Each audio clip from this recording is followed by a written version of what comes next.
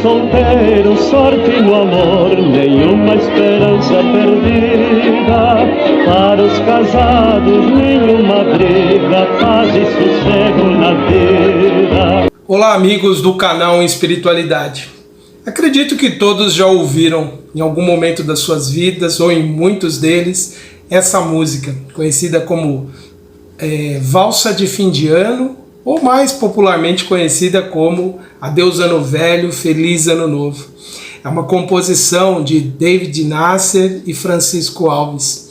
E essa gravação que nós ouvimos aqui, ela é do ano de, deixa eu olhar aqui nas minhas anotações, ela é do ano de 1951, uma gravação de um cantor paulista chamado João Dias. Ela já tem 71 anos, essa música, da sua gravação. E ela nos faz essa lembrança, né, dessa época que nós vivemos aqui de fim de ano. Para muitas pessoas essa música desperta alguns sentimentos de tristeza, de recordações que às vezes mexe lá nas nossas lembranças mais profundas. Eu sou uma dessas pessoas em que essa música faz surgir algumas desses episódios aí do passado.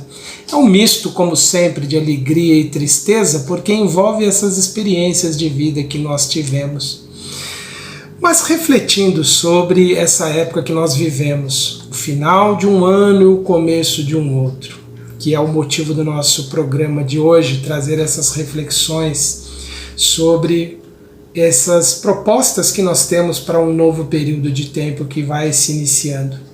Tem pessoas que consideram que isso é uma bobagem, né? É inútil a gente ficar fazendo planos, ficar desejando esses votos. E se a gente seguisse exatamente o que a música aqui propõe, né? Nós veríamos assim que tem situações dessas que são impossíveis, né? Quando ele fala, né? Para os casados, nenhuma briga, como é possível um relacionamento não ter os desentendimentos, aqueles momentos em que nós vamos nos ajustando. Porque para a nossa realidade aqui no mundo material, as coisas muitas vezes seguem um curso em que se alternam os momentos infelizes de momentos felizes. Tem pessoas que dizem que nem sempre há muitos momentos felizes na vida. Mas nós sabemos que tudo depende sempre dos nossos pontos de vista, de como nós encaramos as situações, né? E terminar um ano, quando nós passamos sobretudo por provas grandes, né? Eu acredito que todos devem ter aí experimentado desafios grandes, eu passei por grandes provações nesse ano também, mas graças a Deus a gente pode olhar e observar que há muitas bênçãos em nossas vidas também. Continuamos com as grandes possibilidades como espíritos reencarnados de nos realizarmos, de conquistarmos, de planejarmos o nosso futuro. E cabe essa reflexão para todos nós. Adianta a gente desejar algo melhor para um novo período? Sobretudo quando a gente sabe que essa marcação de tempo que nós temos, ela é uma convenção, né? É uma escolha que em algum momento a humanidade fez para entender os ciclos, as alterações que acontecem no planeta. Afinal de contas, para nós aqui na Terra, um ano novo representa apenas aquele movimento conhecido como translação que a Terra fez em torno do Sol. Ela levou 365 dias, 4 horas e alguns minutos para completar uma volta inteira em torno do Sol e ainda girando em torno de si mesma. Tem pessoas que, pensando dessa forma, consideram isso é apenas uma bobagem, né? A gente desejar um novo período com novas realizações, novas possibilidades.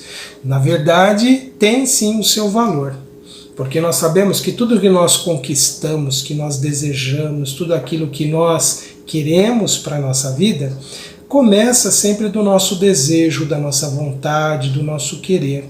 Sem desejo, sem o querer, sem nós realmente buscarmos algo, as coisas se tornam meio que fora do nosso controle. Poderão acontecer coisas boas sim, e alguns dirão, a providência divina nos encaminhará o que nós necessitamos, e é verdade. Mas é algo também necessário para o espírito que ele também busque, que ele também trabalhe, que ele também use os seus potenciais, a sua vontade, o seu querer para que as coisas aconteçam. Então nós diríamos que não é de todo inútil desejar um novo ano, um bom ano, porque isso sim nos propicia, nos dá condições, nos favorece, nos aproxima de alguma forma dessa realização. Então, desejar algo de bom para um novo período é como que nos predispormos para trabalharmos por essas conquistas. E que nós sejamos, então, dessas pessoas que priorizemos aquilo que realmente é importante do ponto de vista espiritual. E para a gente pensar nisso, e não que as realizações materiais, as conquistas materiais não sejam importantes, elas são muito importantes sim, mas me refiro àquilo que é assim fundamental à nossa vida, porque tudo mais virá em decorrência dessas realizações espirituais. Eu falo assim pensando naquilo que Jesus nos disse, né? Quando nós pedirmos algo a Deus, que nós pedíssemos aquilo que realmente fosse necessário, fundamental à nossa vida. E alguém dirá, mas Antenor, quando Jesus disse isso? Ele disse isso quando ele se referiu àquela belíssima passagem do Evangelho que nos faz lembrar, né? Quando Jesus pediu para que nós pedíssemos a Deus o pão, o peixe, ou seja, o alimento, aquilo que realmente é importante. Vamos ler esse trechinho que ele é muito significativo para a gente poder entender por que desejar algo é importante. Qual de vocês, se seu filho pedir pão, lhe dará uma pedra? Ou se pedir peixe, lhe dará uma cobra? Se vocês, apesar de serem maus, sabem dar boas coisas aos seus filhos, quanto mais o Pai de vocês, que está nos céus, dará coisas boas aos que lhes pedirem. Isso Jesus falou e ficou registrado no Evangelho de Mateus, lá no capítulo 7, os versículos 9 ao 11. E aí Jesus então fala sobre isso. Eu interpreto pessoalmente esse trecho desse ensinamento como aquilo que é o essencial, aquilo que realmente é muito necessário à nossa vida, à nossa sobrevivência. Ao se referir pão, peixe, Jesus está se referindo ao alimento, aquilo que realmente é fundamental. Em outra ocasião, Jesus também disse assim: busquem, pois, em primeiro lugar o reino de Deus e a sua justiça. Todas essas coisas lhes serão acrescentadas. Eu penso nessas duas passagens do Evangelho, e essa última que eu li, ela é a do Evangelho de Mateus, né, no capítulo 6, lá no versículo 33, eu penso que Jesus, ao nos colocar dessa forma, né, buscar primeiro o reino dos céus, ele nos fala sobre essa questão da realização espiritual. E ligando aquilo que nós falamos no trecho anterior, né, de pedirmos a Deus aquilo que realmente é necessário.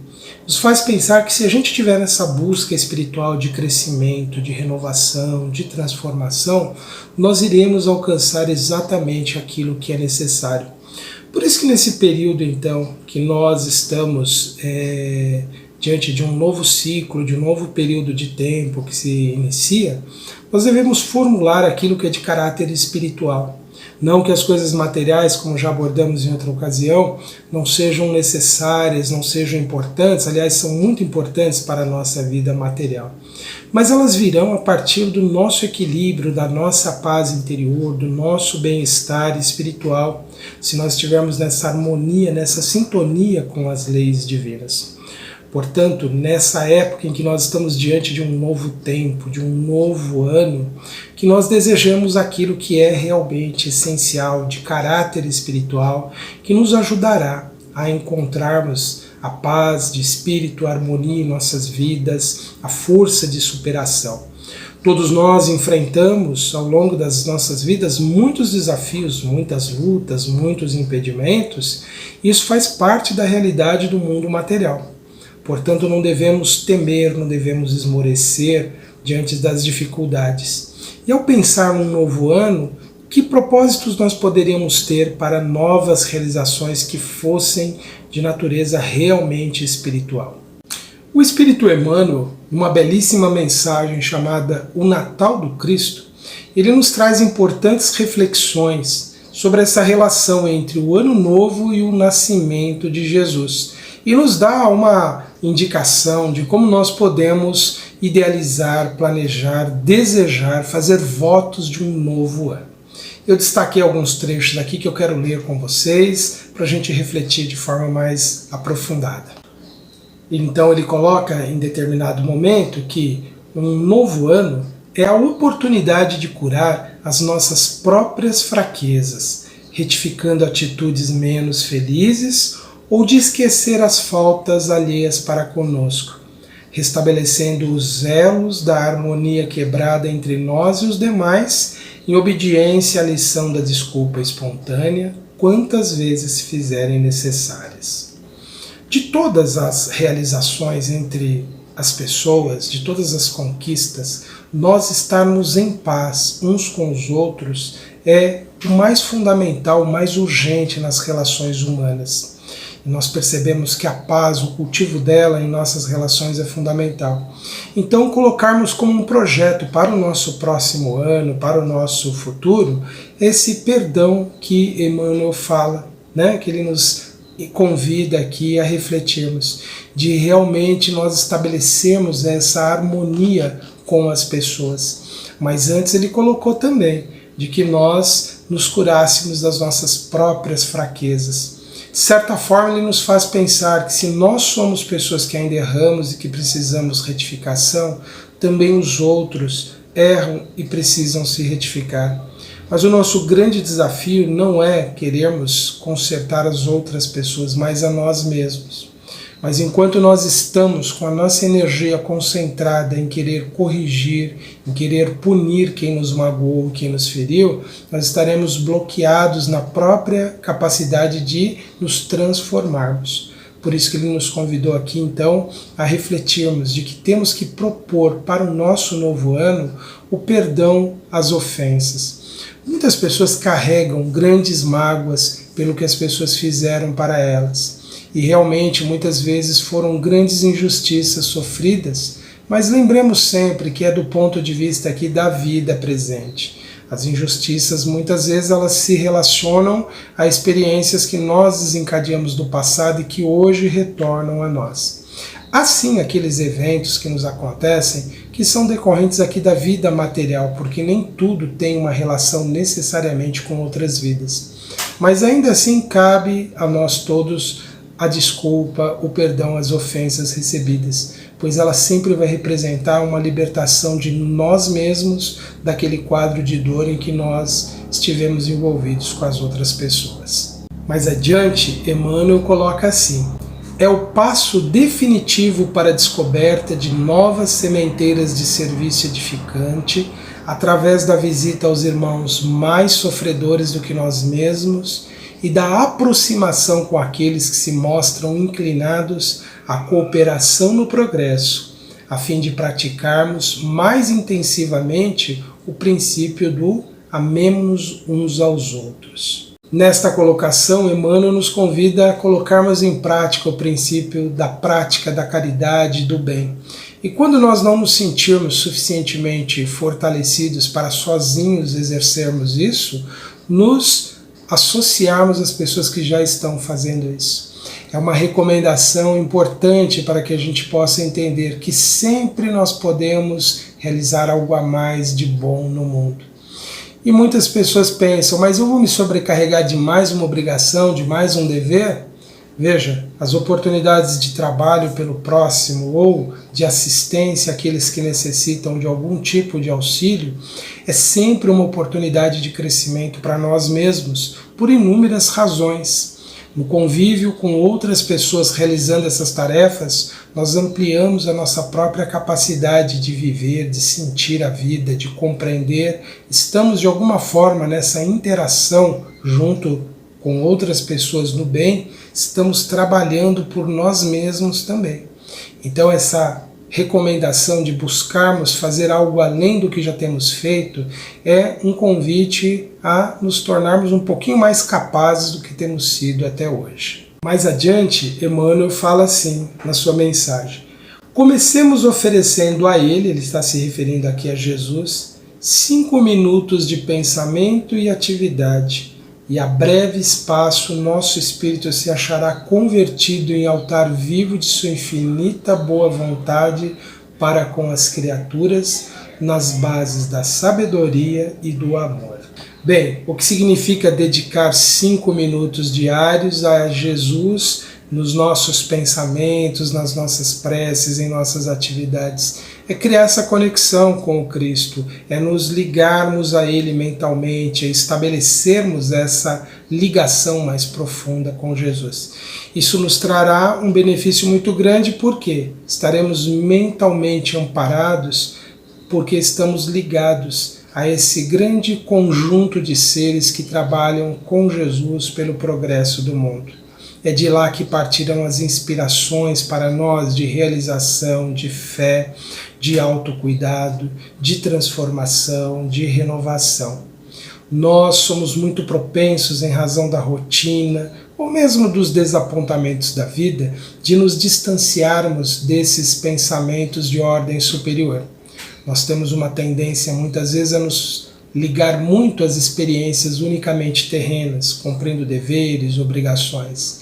E quando nós percebemos, nós nos desconectamos dessa grande legião de espíritos amorosos, benéficos, que cooperam com Jesus no trabalho de renovação do mundo. Então que nós tenhamos em nossa rotina um período diário. Não precisa ser só esses 5 minutos, mas se nós conseguirmos iniciar por ali, nós estaremos então nessa comunicação permanente, recebendo o estímulo que vem do mundo espiritual superior. E nós perceberemos que a nossa vida se engrandecerá e se transformará. Eu convido então neste momento para que possamos, em nosso momento de prece, de oração, elevar o nosso pensamento a Deus, em gratidão, em reconhecimento a tudo que nós temos recebido, Senhor, de bom em nossas vidas. Que possamos ter, Pai, a força para sonhar, para desejar para todos nós o melhor em nossas realizações. E que dessa forma possamos, Senhor, nesse novo período de tempo que se abre para nós, termos a força para realizarmos o que nos cabe.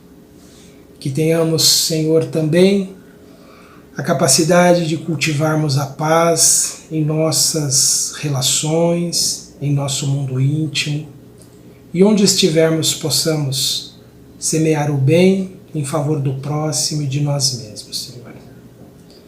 Que toda a humanidade possa ser envolvida, Senhor, por desejos de renovação, de paz, de crescimento, de transformação da vida, Senhor.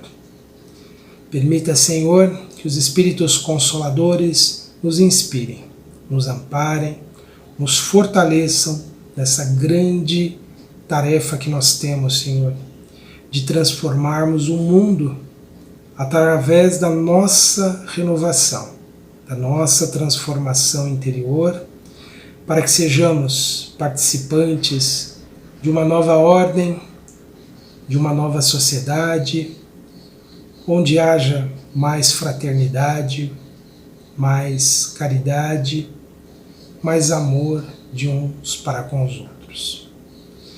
E a nossa gratidão, Senhor, por tudo que nos abençoa e engrandece a vida. Que assim seja, graças te damos, Senhor. Meus amigos, estas foram as nossas reflexões para este momento. Eu desejo a todos um excelente início de um novo ano. Que tenhamos todos uma força, uma garra muito grande para irmos ao encontro aí dos nossos sonhos, para termos aí as realizações que nós pretendemos, mas que sejam priorizadas essas que são de natureza espiritual. Porque, como já vimos, tudo será acrescido se nós conseguirmos conquistar um pouquinho desse reino dos céus em nós mesmos. Tenham todos muita paz em suas vidas e continue aqui acompanhando a nossa programação no canal Espiritualidade. Um grande abraço a todos e até o próximo ano.